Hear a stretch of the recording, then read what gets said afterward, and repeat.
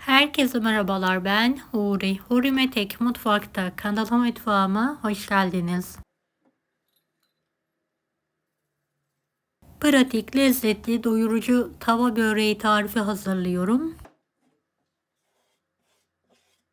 Evde pırasanız varsa mutlaka deneyin. Tarifimi hiç bekletmeden hemen başlıyorum.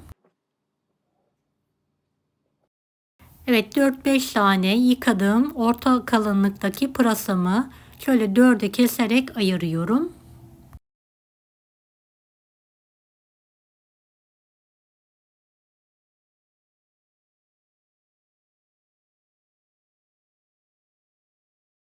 Beni hangi ülkeden veya şehirden izliyorsunuz merak ediyorum. Yoruma yazarsanız sevinirim.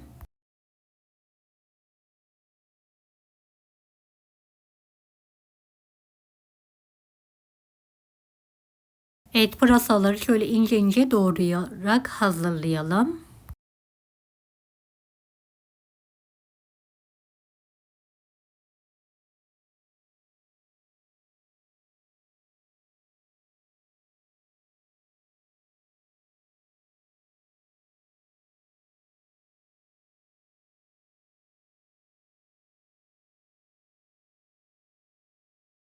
Doğradığım pırasaları geniş bir tepsinin içine alıyorum. Orta kısmını da çukur açıyorum.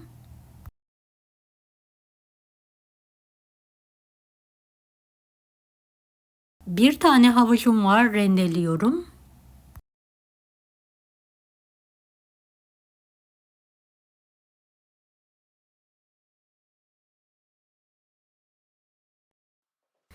Evet, toplamda 2 çay bardağı mısır unu kullandım. İlk bir çay bardağını ekliyorum. 2 adet tam yumurta. Yarım tatlı kaşığından biraz fazla tuz. Bir tane havucu ekliyorum. 4-5 yemek kaşığı da sıvı yağ. Tüm malzemeyi elimle homojen olana kadar yoğuruyorum.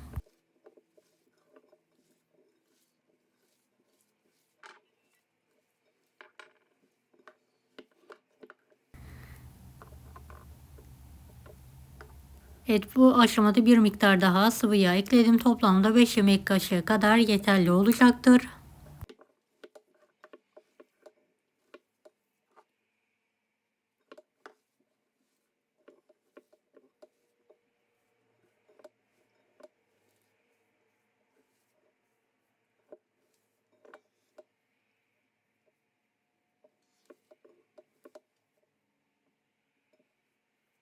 Yağladığım tavaya hazırladığım pırasa tavasını döküyorum.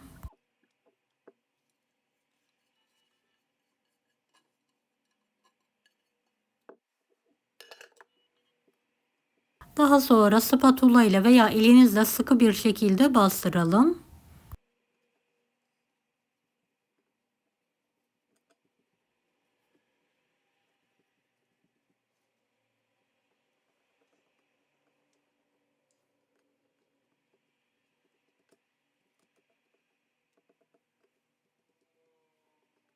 Üzerini ve kenarlarını düzeltelim.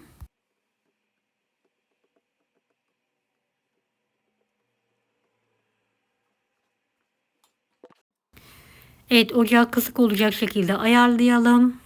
Tavayı üzerine alalım. Kapağını kapatarak kısık ateşte pişirmeyi bırakalım. Ara sıra mutlaka kapağı buharını silelim. Evet, bir kapak yardımıyla ters çeviriyorum. Diğer tarafı da nar gibi olana kadar kızartmayı bırakıyorum.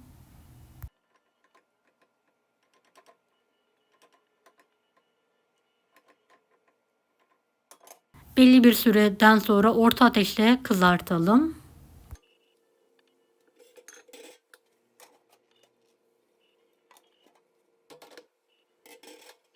Evet, şöyle arkalı önlü kuruyana kadar kızartalım.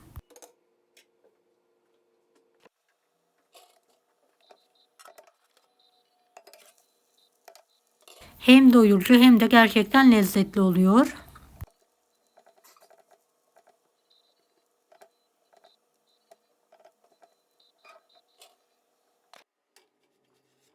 Servis tabağına alıyorum.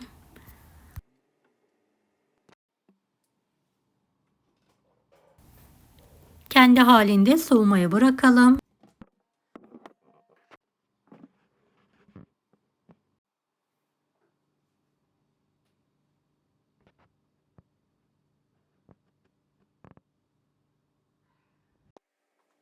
Ben ılık olarak dilimledim.